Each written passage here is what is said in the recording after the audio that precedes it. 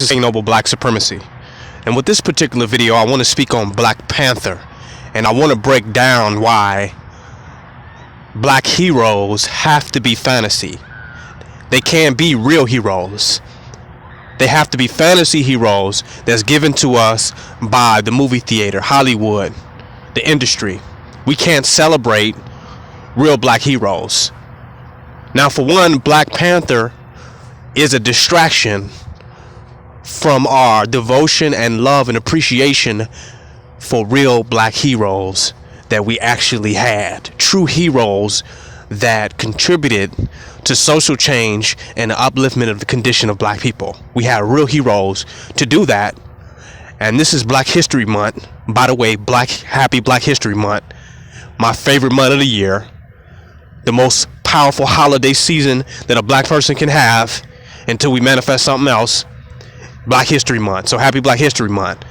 But it's interesting that Black Panther the movie came out during Black History Month, where we're supposed to be honoring our heroes and sheroes that have come and created so much progress and did so much great work for us, that left such profound legacy. I'm talking about from ancient antiquity to the freedom fighters during slavery, that contributed to the degree or level of freedom and liberation and consciousness that we have now. We're supposed to be honoring them. Marcus Garvey. Okay, we're supposed to be honoring Elijah Muhammad, Clarence 13X, Yahweh bin Yahweh. All of them. Mumia Abu Jamal. All of our black leaders that I can mention are supposed to be honored. The ones that are living and the ones that are dead. But instead of doing that, we're now honoring a fantasy hero that the big screen gave us. Our fantasy hero is getting all the credit and all the respect. Now they're giving us a false reality to distract us from the real reality that is constructive and productive to social progress as far as the condition for black people. During Black History Month.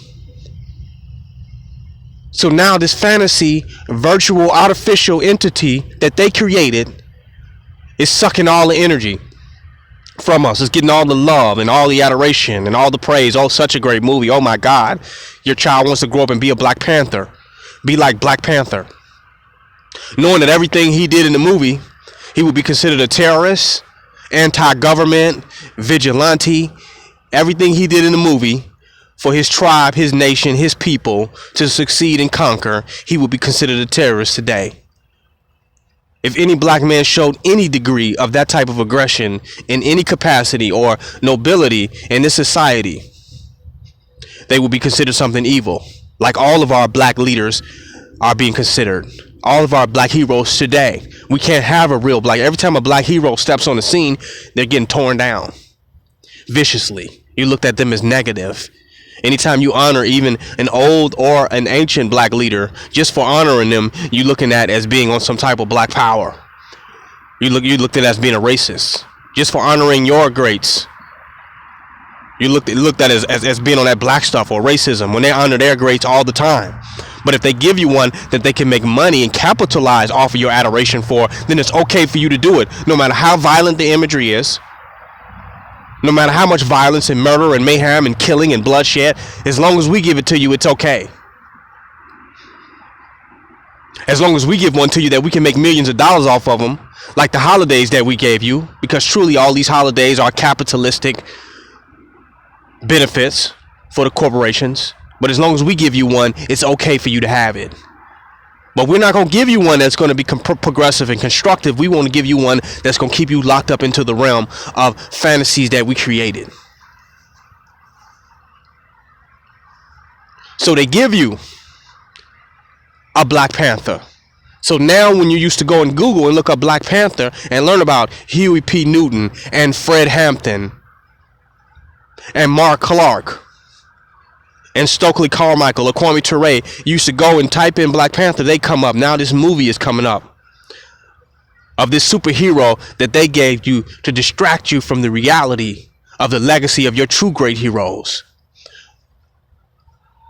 You had true heroes that stepped on the scene that you've been distracted from. And they're capitalizing off of your desire to acknowledge the greatness of blackness, the greatness of who you are, and how cultural and our esteem and our pride and our dignity, it's now have become something that they can capitalize off of. And they can sell it to you and keep it contained within the perspective that they can control, not one that will lead to your freedom and liberation as a people. It's easy for them to give you a fantasy hero when they tear down all your real heroes in front of you. So you don't even know what a real hero looks like. Real heroes that's traveling the country to try to set up, traveling the world to try to set up communities and nation building and wake you up to the consciousness of who you are, and going into different jungles in South America and different forests in the United States and standing up to white supremacy and being relevant on certain issues that pertain to black people. You'll never be able to acknowledge those heroes because those heroes are un-American, anti-American. Those heroes are anti-government. Those heroes are saying Black Lives Matter. But it's okay to say Black Lives Matter as long as you say black fictitious animated Marvel characters matter. Black Marvel character lives matters. But real black lives don't matter. See, you need a fantasy. They have to give you a fantasy. You accept the fantasy because you really want a true hero. You know a hero is needed. You know that iconic figure that can step on the scene, that can show all power and all ability and all consciousness and all pride and all dignity and all confidence, can step on the scene and make shit happen. The race for black people actually thirsts for that. They thirst for that to manifest. That's what they really want and they really desire to manifest. So that's why if you give them a fake image and one that's made up, that you can now sell it to them because you know you've deprived them of a real one and you've done everything to stop them from having a real hero.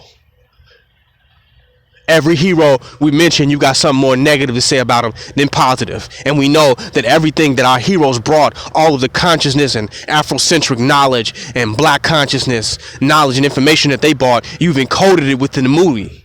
But all these real entities have bought that real information. You've made them villains. You've villainized true black heroes in reality. And you've turned them heroes and you've made them heroic in fantasies. You've given us heroic fantasies and a villainized reality. So after your movie's over with, you have to return back to the villainized black reality. And you have one moment of contemplating for a price the greatness and the empowerment of blackness. You can contemplate that for a small price for just a little while, and you will return back to the black villainized reality. You're vulnerable, you're gullible to a black fantasy because you've been turned off of black reality. You watch every single hero that you get torn down in front of your face, and not even just by the white man, even by black men. Not even black leaders tearing down black leaders, black heroes tearing down black heroes in front of our face. In 2018, more black heroes have torn down black heroes more than I've ever seen before. Boyce Watkins, Tariq Nasheed, Umar Johnson. Black heroes tearing down black heroes. So you can have a black hero in reality that wins, that's victorious in the end, that's all powerful, that stands for something, that's independent, sovereign, nationalistic, cultural. You can't have that leader in reality, but you crave for it, you want it, you know it's necessary. So they give you the mythological equivalence to what you spiritually desire for. And they put it in a movie and they sell it to you. And then after the movie is over, you return to your villainized, self-hating black reality. We know damn well that the Black Panthers should be respected and adored more as heroes than the fictitious fake Marvel character that they created during this month of Black History. But it won't happen because they control your mind. They control your consciousness. They give you permission of when to have a hero and not have a hero, when to be happy, when to be sad. That's the whole point of a movie, is to control your emotions, to tell you how to feel, think, and write, and create the narrative for you, and give you permission to express certain aspects of yourself that should be expressed in reality. But they can be expressed in reality if you've been villainized. You have to wait for that window for them to produce that. And that's what the Black Panther movie is. It is a distraction from honoring our real heroes this month. It's capitalism on black greatness. And it's just pacification. Just a filler. That's all. So that maybe all of these energies will be acted out in the movies, and you'll be satisfied, and you can go back to work and move back into your villainized paradigm by white supremacy and accept it, and at least know it was a good movie. It was a great movie, and it was a moment where I can at least entertain with Master's permission. I can at least have a hero that he created, that he makes money off of, that he capitalized off of. This King Noble Black Supremacy. Join my website, www.kingnobleuncensored.com. Donate and don't hate.